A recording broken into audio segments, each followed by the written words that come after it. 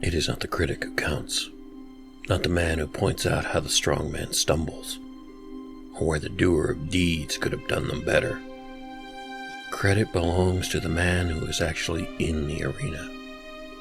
His face is marred by dust and sweat and blood, who strives valiantly, who errs, who comes short again and again, because there is no effort without error and shortcoming, but who does actually strive to do the deeds, who knows great enthusiasms, the great devotions, who spends himself in a worthy cause, who at the best knows in the end the triumph of high achievement, and who at the worst, if he fails, at least he fails while daring greatly, so that his place shall never be with those cold and timid souls who neither know victory nor defeat. The eagle has fallen, the voice of the people, often crying seemingly alone in the wilderness, is silent at last.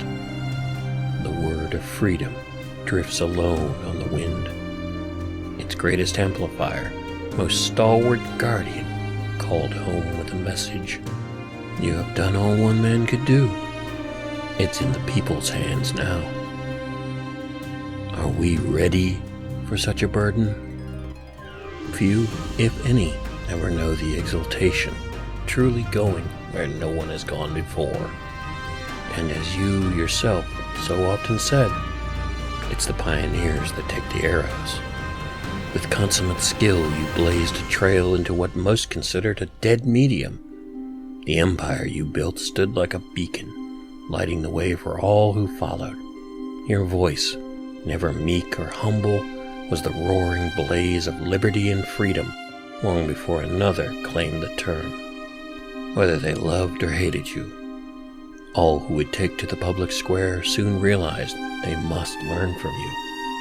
The successful did learn, adding their voices to freedom's chorus like newly planted trees of liberty in the divine grove. The rest blew away like scattered leaves of fall, forgotten in the maelstrom of dissonance they so often were responsible for.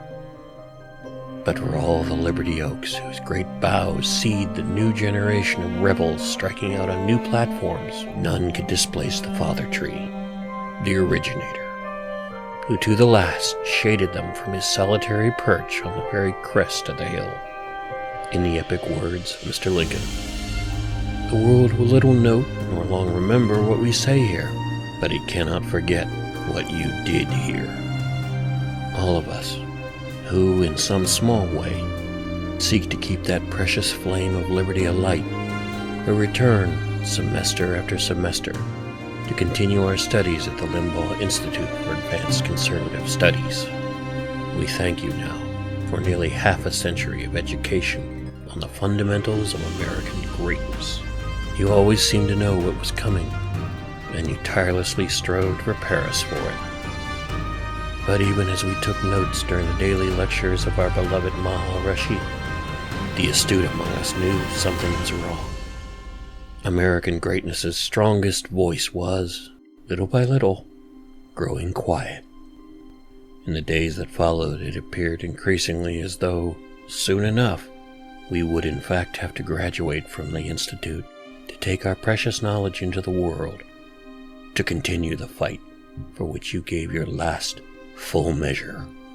We are ready. We will not forget. We will take it back. All of it.